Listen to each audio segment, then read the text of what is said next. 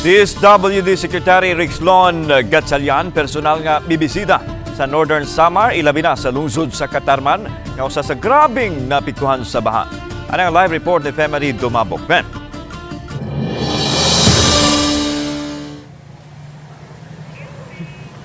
Lano sa samando ni DSWD Secretary Rexlon Gatchalian nga di lang kausa kundi duha ka round sa himong pagpanghatag sa mga family food packs ngadto sa mga apektado sa kalamidad.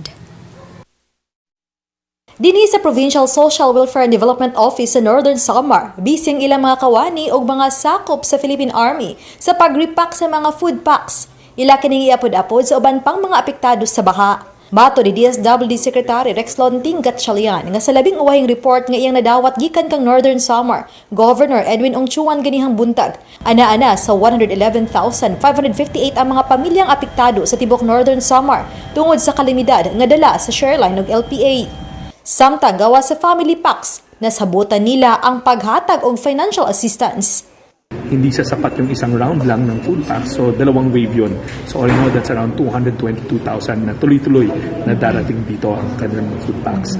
Pangalawa, napag-usapan namin ng Governor at ni Congressman Paul, yung financial assistance naman para makapagsimula ulit ang mga kababayan natin na naging biktima nitong Shoreline na to. Kasi ngayon is the relief, di ba?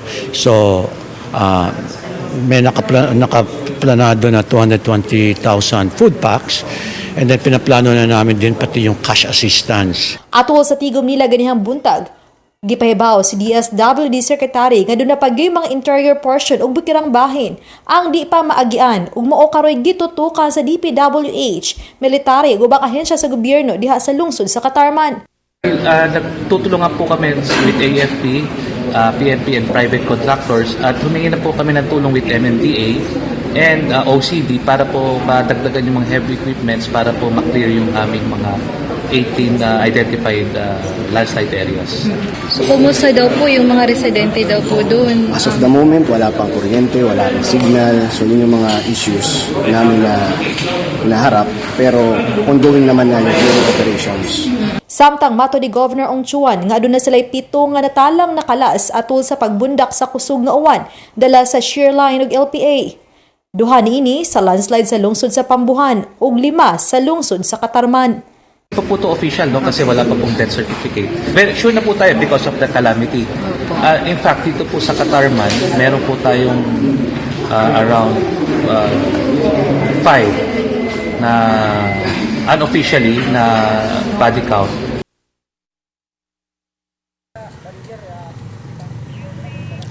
Samtang lang din sa likod nga bahin sa Northern Samar Provincial Capital na himutang ang Capitol Gym. Diin nagpahigayon karon kasamtang nagpahigayon ang laing repacking sa mga relief goods. Samtang sa maong Capitol Gym usab na himutang ang mga evacuees nga karon ana lang sa 16 ka mga pamilyahan kon kapin sa 50 ka mga individual. Din una kining moabot unta sa kapin sa 500 ka mga individual nga ni kasamtangang ni pahimutang dinhi sa unang adlaw gyud sa pagragasa sa grabing baha dinhi sa Katarman.